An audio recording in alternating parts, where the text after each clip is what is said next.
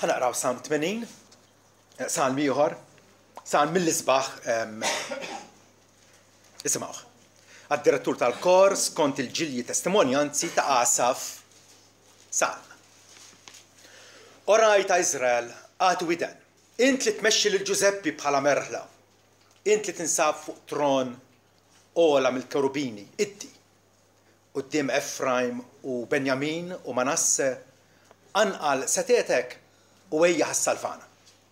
U Alla, irrestawrana u kkawża li wiċċek jiddi fuqna, ħalli aħna nkunu salvati. Ossita Alla tal-eżerċiti, kemm se ddum imdadaħ kontra t-talba tal-poplu tiegħek. Int majthom il-ħobs tad-dmuħ u ġelthom jixorbu id-dmuħ b'kejl kbir. Int għamilna oġġett ta' kontenzjoni għal ġirien tagħna. U l-edewa tagħna jitmasħru bina bejniethom. U Alla tal-eżerċiti irrestawrana u kkawża li wiċċek jiddi fuqna ħalli aħna nkunu salvati. Int neħħejt Dilja mill-Eġittu, int kaċċejt il-barra nazzjonijiet u mbagħad ħawilta, int ikklirjajt l-art qudiema u niżlet l-eruq u mliet l-art. Il-muntanji inksew bdella u ċ-ċedri talla bil-frijej tagħha. Batet iż-żraġen tagħha lejn baħar u r-rimjiet tagħha lejn ix-xmara. Għaliex mela kissirt iċ-ċnud tagħha biex hekk kull min jgħaddi minn dik it-triq ilaqqat il-frott tagħha.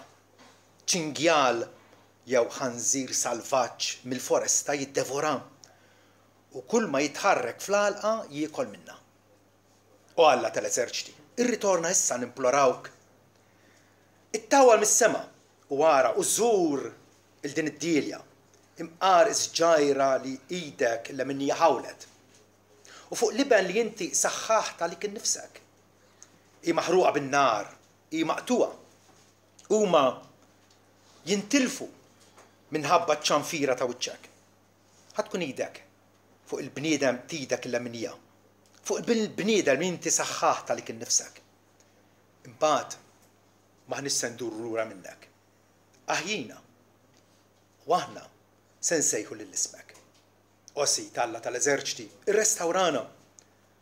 Ikkawża li wiċċek jiddi fuqna ħalli aħna nkunu salvati.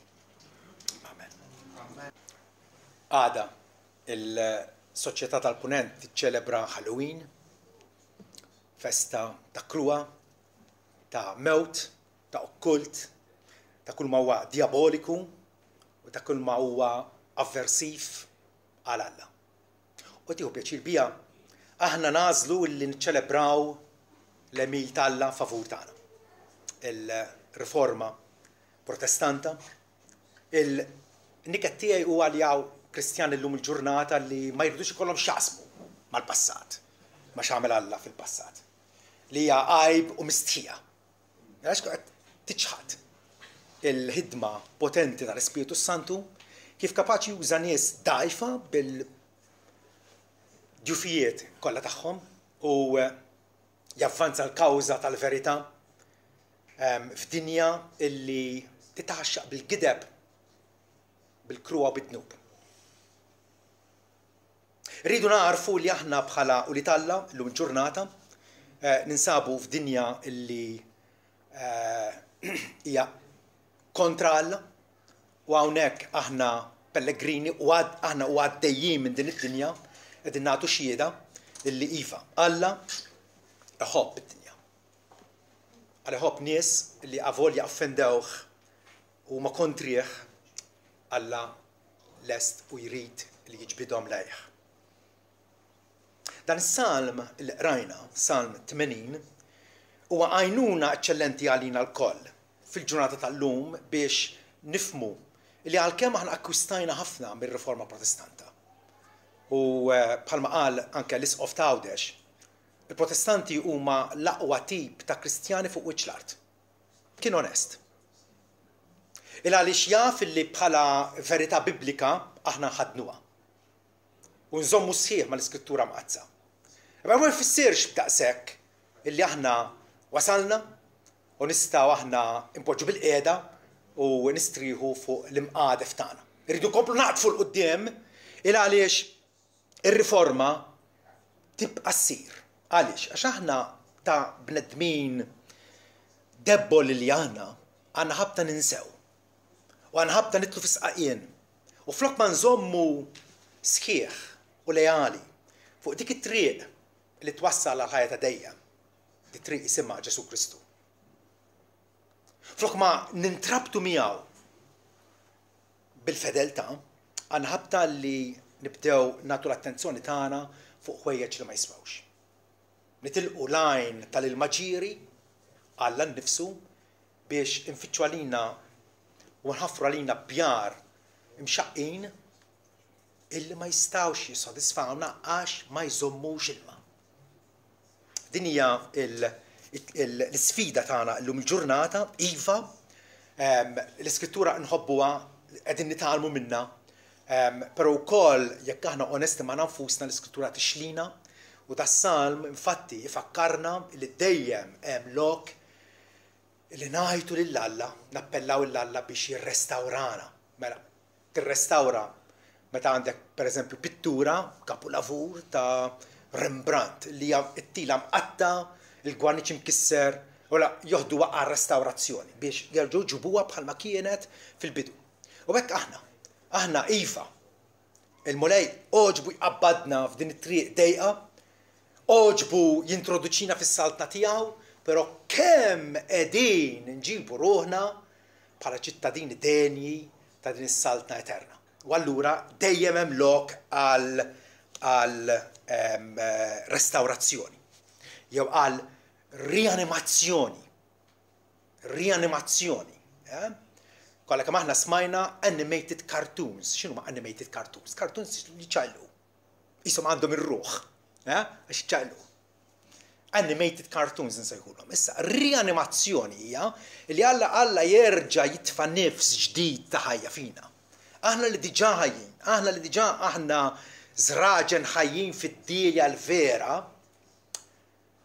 però tablu miegħi kemm kapaċi illi nipproduċu aktar frott.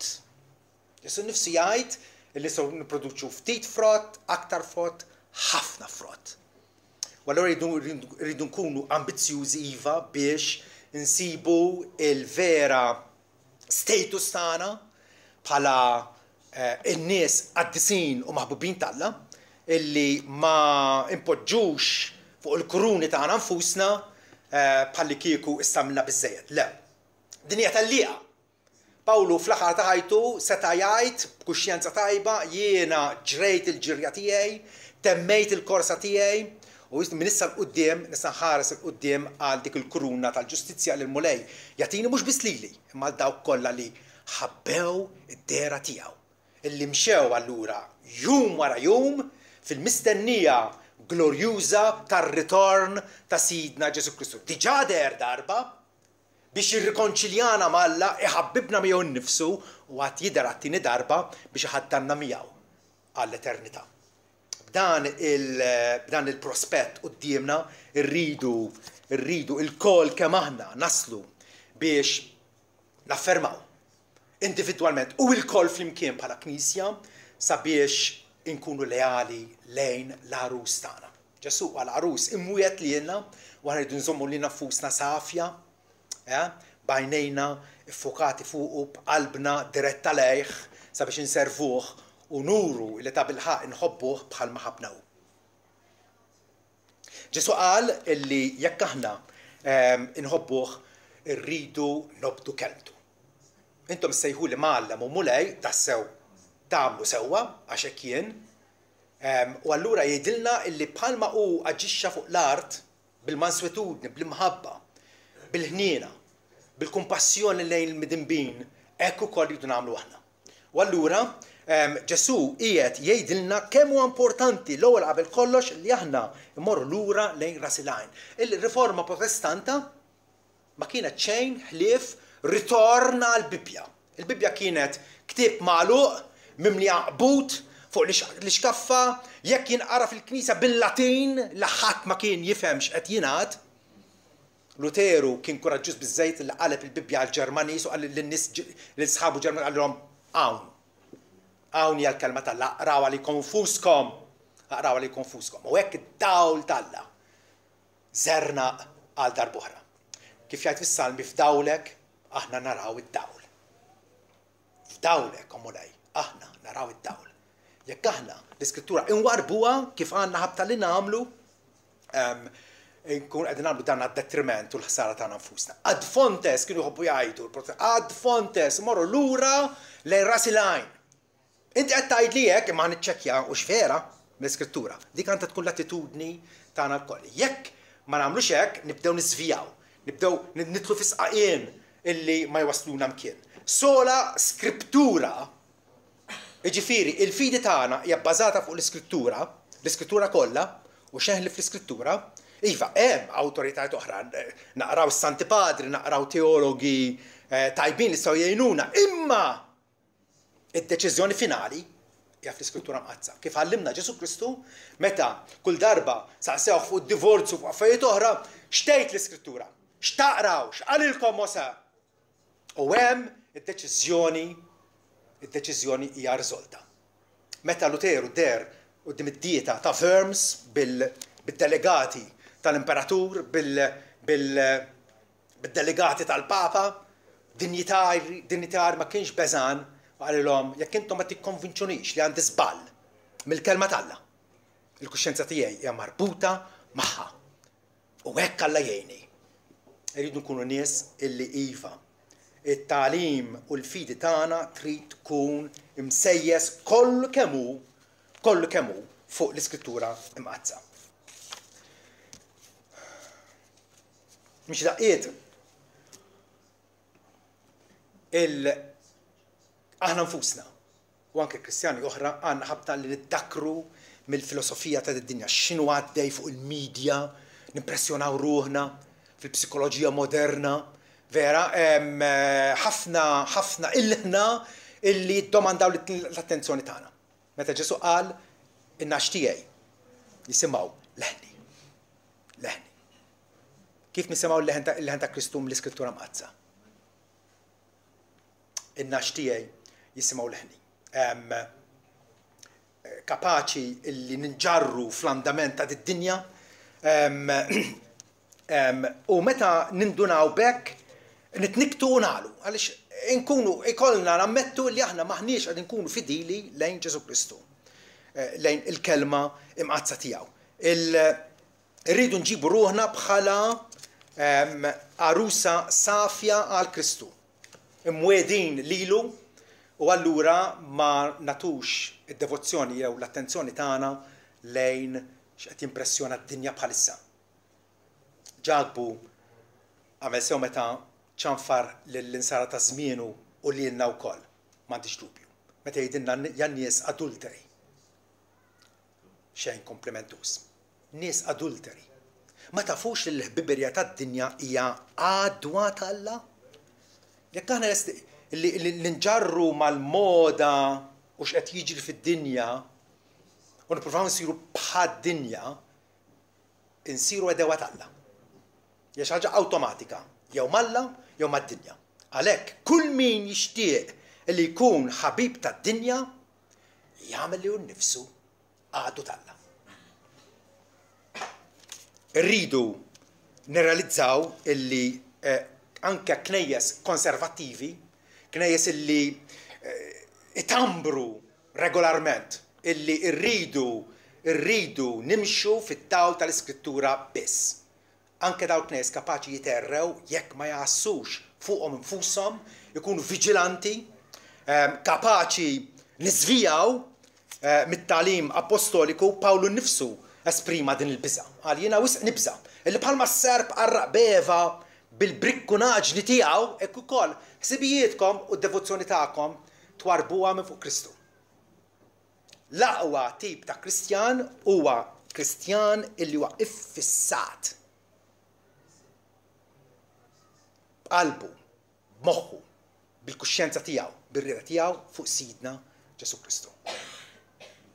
Inqas minn hekk inkunu bdejna it-triq tar-regress, nkunu qegħdin nimxu lura minn flok il-qudiem. Irridu niftakru anke fil-ġurnata tal-lum illi Kristu kien u jibqa' raj divin.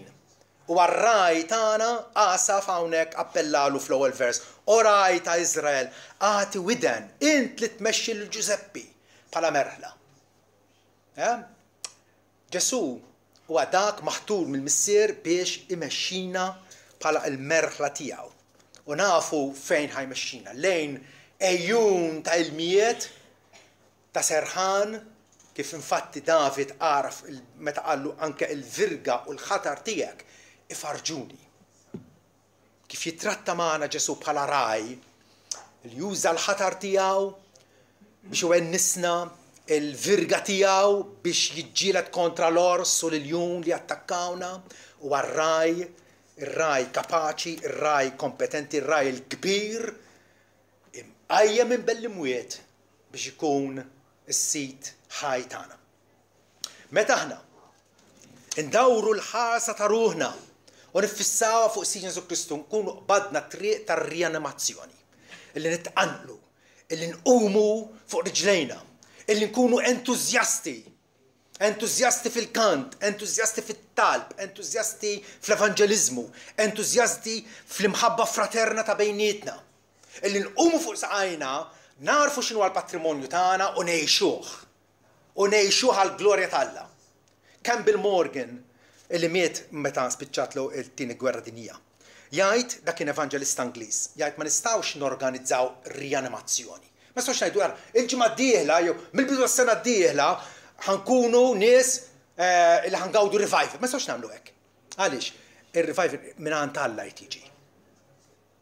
Alla li tiberkna bih. Ma nistgħux norganizzaw rianimazzjoni, iżda nistgħu nillestu l-luħ tagħna biex jaqbad ir-riħ mis-sema meta Alla jogħġbu jonfoħ fuq niesu għal darb'oħra. Ma nistgħux nagħtu doża ta' ħajja akbar lil nfusna. Imma Campbell Morgan bler f'mod li jgħidilna isma' għandek dajsa tal-qluħ. Tajjeb, di ħatimxi jekk hemm ir-riħ. Bħalissa forsi m'hemmx riħ jew żiffa ċkejkna. Imma inti li qed tinsab fid-dajsa jekk inti bil-għaqal li ħatamel hija ħatolli l-qluħ u ħażommu molli biex meta jitqanqal buffura tar-riħ taqbad id-dajsa u tġorra. Kif nistgħu allura nollu l-qluħ ħalli jaqbad ir-riħ mis-sema? Billi aħna nkunu preparati għal meta Alla jżurna. Meta d-dixxipli bikrija Ġesu tela s-sema u qalilhom stennew f'Ġerusalemm sakemm timtlew, sakemm tkunu mbierka b'qawwa mill-loli. U meta niżel l-Ispiritu Santu f'Pentekoste, x'kienu qegħdin jagħmlu l-apostli? Jilagħbu l-golf? X'kienu qegħdin jagħmlu l-apostli? Medijin f'xi delizzju favorit tagħhom? Kienu qegħdin jitolbu. U ħanajdilkom għaliex qalbi hija mweġġa hawnhekk. Knisja mimlija illum. Però il-ġimgħa meta għandna dik is-sija dedika sija. Ġimgħa fija 172 sija, jekk ma nisbaljax. Imma bejnietna bħala knisja ftemna illi f'dik is-sija qaddisa ħaniltaqgħu flimkien biex il-koll flimkien nollu l-qluħ ħalli meta jonfoħ l-Ispiritu Santu fuqna jġorna u jagħmel bina eġubijiet bħal moġi bjagħmel b'Kalvinu, Luteru, Melanchthon, Knox. Fl-aħħar ta' ħajtu meta kien fuq is-sodda tal-mewt Luteru u ġew xi ħbieb u nies jifrħu qalulu vera champion inti, vera għamilt affarijiet meraviljużi. Għallilhom le, ma għamilt xejn jiena. Ma għamilt xejn jiena. Il-kelma għamlet kollox. Il-kelma għamlet kollox. L-ewwel rridu nkunu nies bil-qluħ mollija, aspettattivi, nies illi qed nantiċipaw il-mossa, il-moviment tal-Ispiritu Santu. ħerqanin għalih. Bħalma Asaf kemm il-darba, orajt Ezer għati widen, osit Alla tal-eżerċiti, kemm se ddum imdadaħ kontra t-talba tal-poplu tiegħek. Dum imma jirrispondija. U hekk iridu nkunu nies bleħħa fuqna, nies baċ għal Alla. Salm 63. U Alla ruħi jaċċana lik bħal ċerf fid-deżert illi m'għandux ilma. L-ar ħaġa nistgħu nagħmlu aħna bħala evanġeliċi hija li ngħidu nqablu n-nafusna mal-katun ngħidu dawk qegħdin fl-idolatrija, qegħdin fis-superstizzjoni, maħna l-ar ħaġa nistgħu nagħmlu. L-ar ħaġa. Irridu narfu illi l-qagħda tagħna quddiem Alla tiddependi esklusivament fuq Ġesu Kristu. U li jagħtina l-jett, u li jagħtina d-dritt, u li jagħtina status ta' uliet adottivi tal-Alla, u li ħaffrinna d-nubietna, l-attenzjoni tagħna, in-namra ta' ruħna, l-affezzjoni tagħna jridu nolluhom lejh.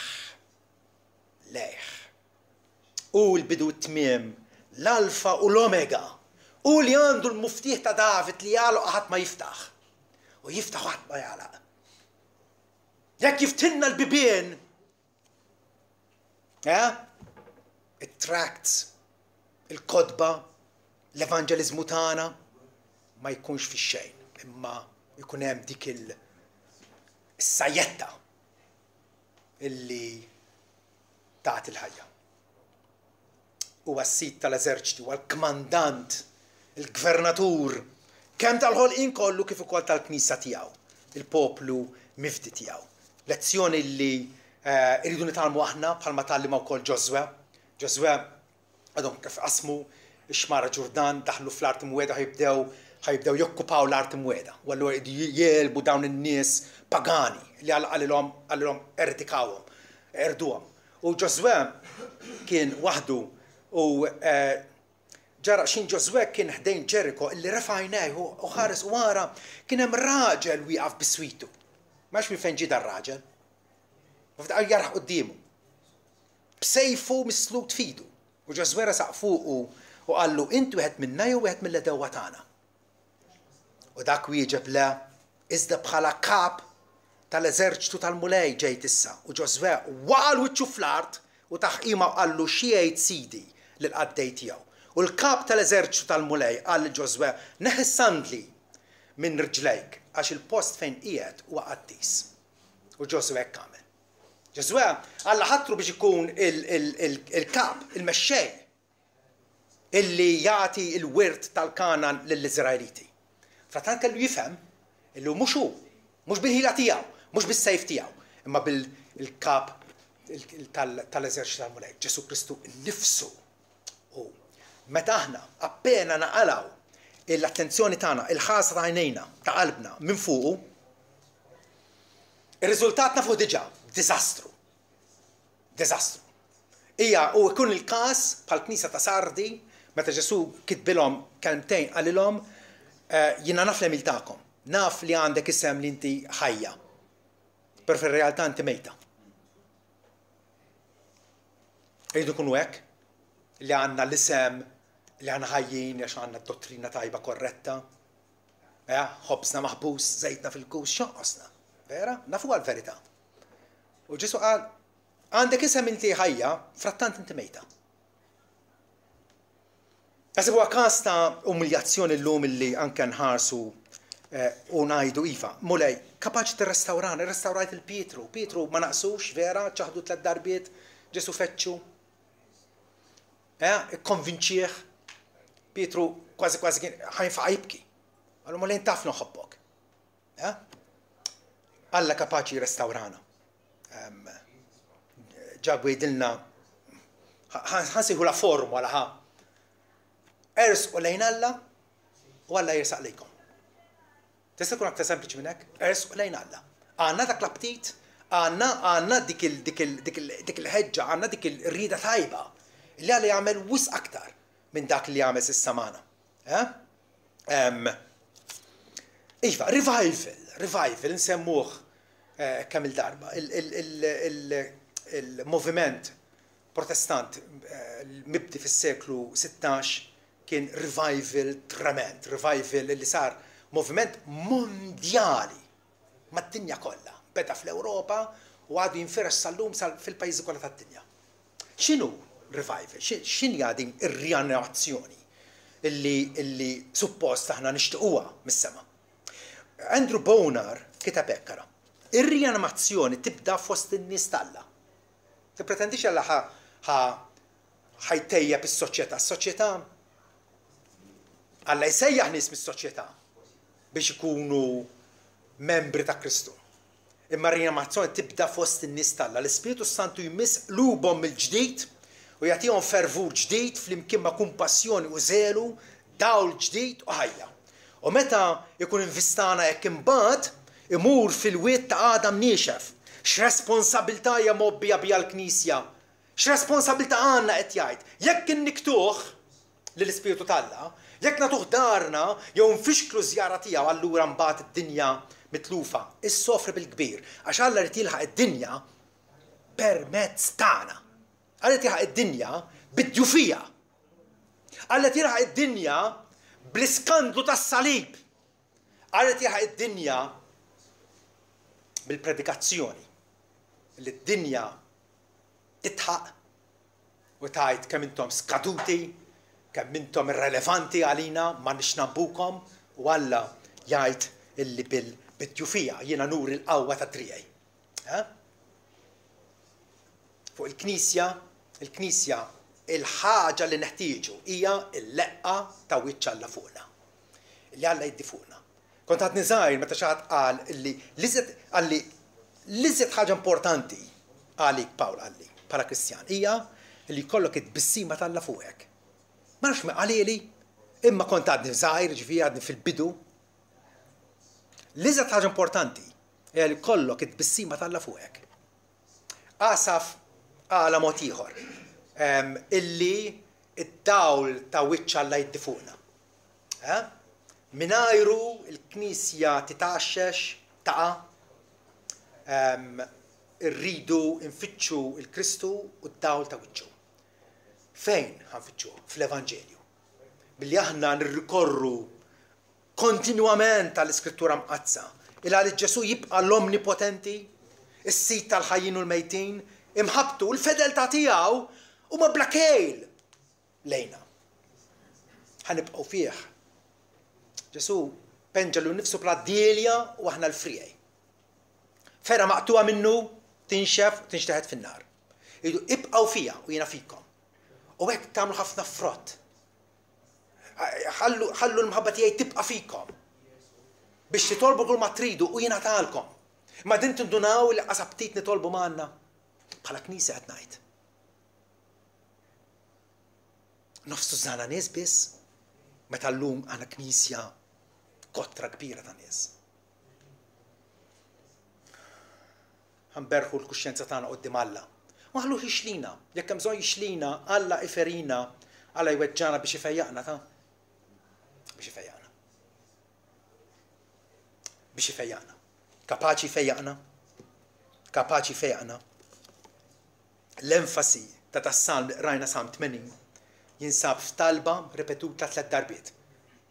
Nafu li iva, meta għandek toqol fuq qalbek, inti titlob u terġa' titlob u terġa' titlob. Ġesu hekk għamel fil-Getsemani talab il-Alla l-istess ħaġa 3 darbiet, vera? U hekk ukoll tas-Salm.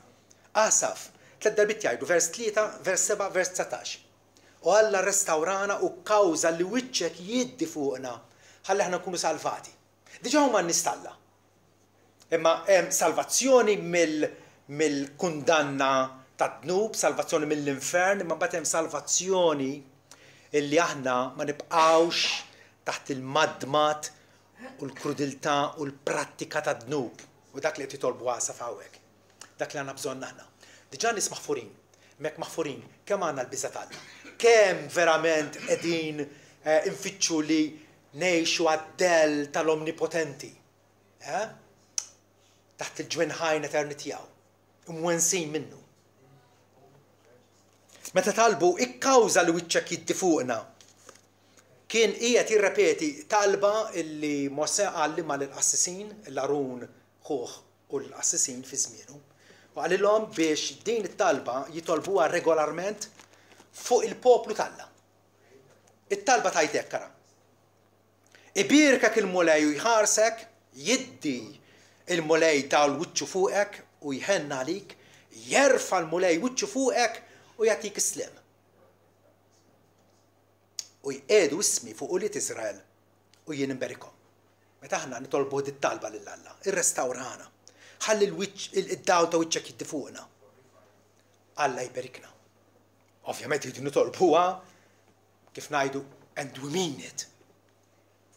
Bħalli kieku hija l-ħaġa huwa l-ingredient indispensabbli li mingħajru ma nistgħux navvanzaw u ma nistgħux nesperjenzjaw il-ferħ li Ġesu wiegħed il dawk kollha li jħobbuh. Nagħtikom il-ferħ tiegħi għalinna. Qegħdin ngawduha dak il-ferħ. Il-poplu talla isofri fi żmien qasaf probabbilment kienu qegħdin maħbutin mill-Assirjani u kienu fi stat ħażin ħafna. U għal ġrarhom hekk għax warbu lil Alla. Warbu lil Alla. Prattikament fil-ħajja tagħhom ta' kuljum tant siet forsi biżla, tant kienu fissat fuq l-interessi tiegħu tagħhom stess illi insew il-Alla. Insew il-Alla bħala r-raj tagħhom, bħala l-bidwi u bħala s-sultan tagħhom. Bħala r-raj tagħhom. Għalhekk fil-bidu jgħidlu o raj ta' Iżrael, għati widen, inti tmexxi l-Ġużeppi bħal-merla. Għati widen. Raj huwa famuż huwa magħruf għalkemm ikollu rabta emozzjonali man-naċ tiegħu, kun ħobbhom in-naċ tiegħu. Kun ħobbhom. Anke jipperikola ħajtu biex jiddefendihom mill-lors u minn bejjem salvaġġi. Għalfejn Alla ħalla l-Assirjani li jitlu jattakkaw il-pajjiż ta' Iżrael u jħarbtu kull mem? Għaliex Iżrael telaq il-Alla. Telaq il-Alla. Ukoll bħala bidwi, Alla ħaħsieb illi id-dilja għalaħħa mill-Eġittu. Il-poplu Iżraelita kien il-sir fl-Eġittu. Għalaw mill-Eġittu. U ħawwilha fil-Kanan u ħaħsiebha. Ħarat madwara saqqija. Għamilla ċint madwara. Imma x'ġar issa, iċ-ċint waqqa daħal dan iċ-ċingja dal-ħanżir salvaġġ li beda jikola u jiddevora. U kull min jgħaddi laqqat il-frott tagħha. Dik kalpestawa, id-dilja, simbolu ta' Iżrael. Għalfejn jiġri hekk? Għax Iżrael telaq il-Alla. Ukoll is-sultan tagħhom. Int li tinsab fuq tron ogħla mill-kerubini, iddi. Alla wera l-preżenza tiegħu f'Iżrael billi fit-tabernaklu u aktar tard fit-tempju kien hemm il-gloa tax-xekina fuq l-arka tal-patt. U issa ma kinux qed igawduha għaliex għal darb'oħra il-poplu l-Iżraelita partat il-glorja tiegħu ma' idoli tad-deb u l-fidda u tal-injam. Wara kapaċi nagħmlu l-istess. Kapaċi tant il-qalb tagħna tkun marbuta ma' affarijiet oħra li ninsew l-Alla. Ġeremija kellu bżonn jgħidlu l-Alla ikkonvertina u aħna nkunu konvertiti. Qabel ma ndawru il-ħarsa tagħna lejh u niddependu fuqu. Ikkonvertina, dawwarna lejk mulej u aħna nduru.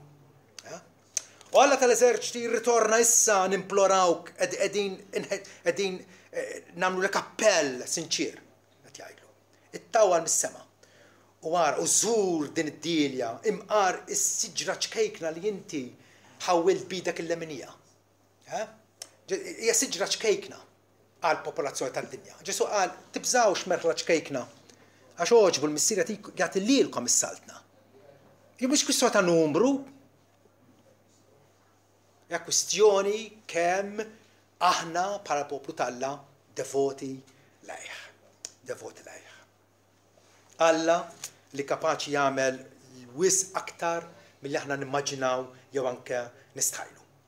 Tul il-korsa tagħna ngħixu ħafna jew ftit il-rianimazzjoni. Knisja anqla, knisja entużjasta, knisja li qed tgħix il-patrimonju tagħha. Din ir-rianimazzjoni tinsab f'Ġesu.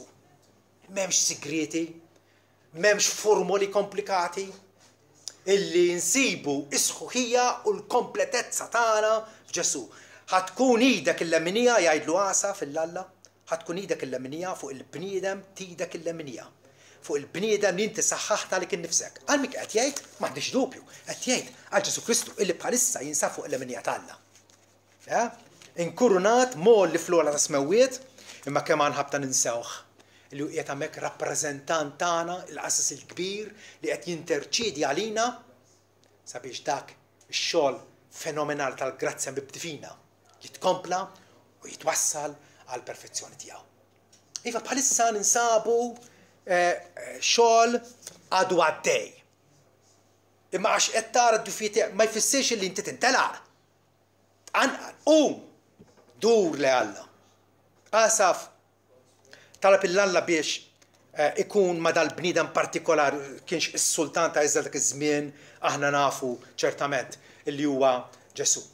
Illi Alla qajmu minn bellimwiet u qiegħdu fuq il-leminija tiegħu stess ola mill-prinċipati, setat, tronijiet, anġli, arkanġli, ola minn kulħadd. U l-ħasa tagħna tkun lejh. Pawlu bir-raġun jgħidilna erfgħu qlubkom lejh. Fejn Kristu qiegħed fuq l-lemin tagħna. Bih biss aħna rrebbieha. Kellu raġun Luteru jikteb. Fortizza soda Alla tagħna, sur sħiħ li qatt ma jċedi. F'nofs l-arar insibuh. Bih aħna aktar minn rebbieħa. Imbagħad jgħidlu vers 18, imbagħad meta inti żżurna, meta inti ddawta wiċċek inti fuqna, imbagħad m'aħniex se nduru lura minnek. Meta Alla jżurna, imbagħad ma ndurux lejh ħaġa narfu kif is-suffiċenza tagħna, l-barka tagħna, l-eżistenza kollha tagħna. Kull maħna, kull manna, jsib sinifikat fih biss.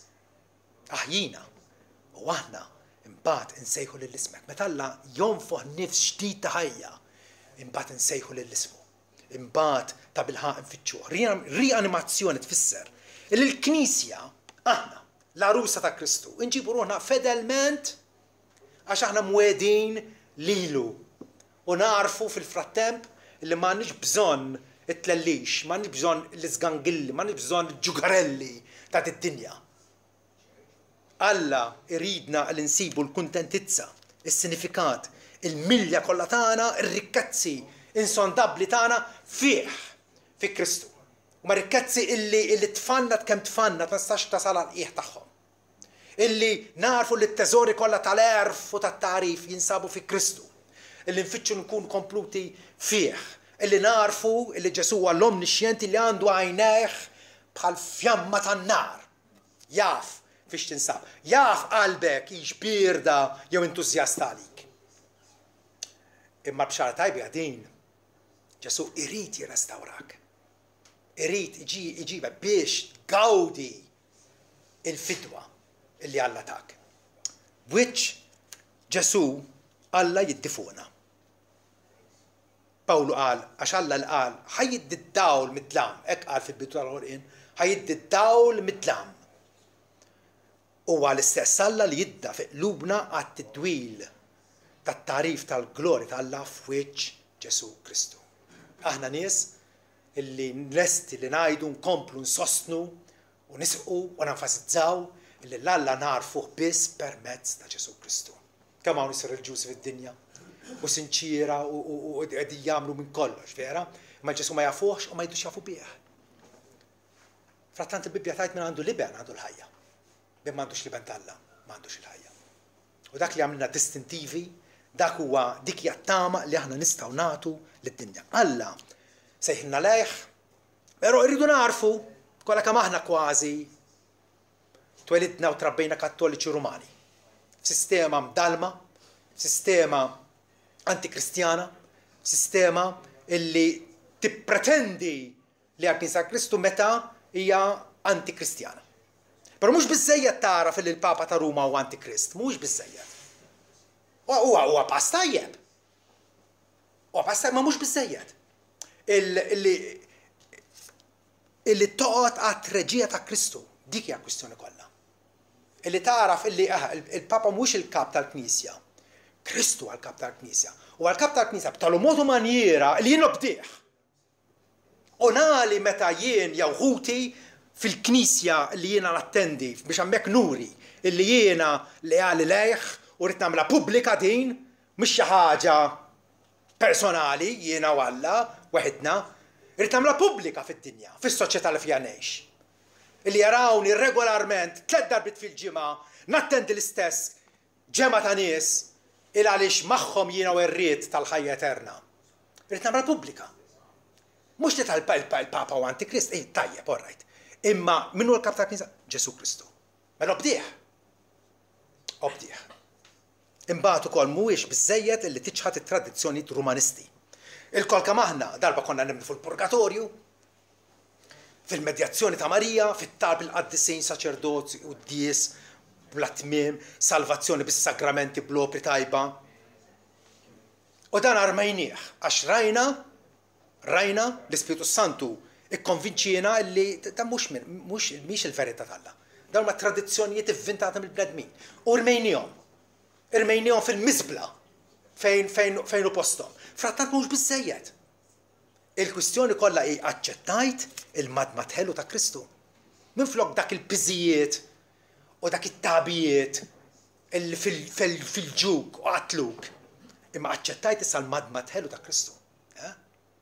Jew qed tgħidlu sit mingħajr ma tagħmel dak li qed jgħidlek hu, mingħajr ma tobdih regolarment. Mhux biżżejjed tisħaq jew tisqar li insalvat bil-grazzja biss permezz ta' Kristu biss. Wa tajjeb. Isqarrija verbali tajba u għandek tagħmilha. Imma l-kwistjoni kollha hija l-imġiba tiegħek taqbel ma' dil-konfessjoni tal-fidi tiegħek. Jew jiżgarraw flimkien. Bil-sinek qattajt ħaġa u ħajtek hija totalment differenti. Din hija l-kwistjoni qudiemna l-aħwa. Asaf kien mikdud, talab Alla kien jaf x'għandu jagħmel bil-qagħda patetika ta' Iżrael ta' żmienu, u sit Alla tagħna rrestawrana. U sit Alla tal-eżerċiti, dur lura, berikna ħajjiddi id-daw ta' wiċċek fuqna. U dik jekk aħna verament evanġeliċi llum il-ġurnata, rridu nitolbuha, rridu nfittxuha, persważi li Alla mhux se jiddiżappuntana, imma ta' bilħaq ħajberikna jekk nitolbuha bil-fidi fih. Amen.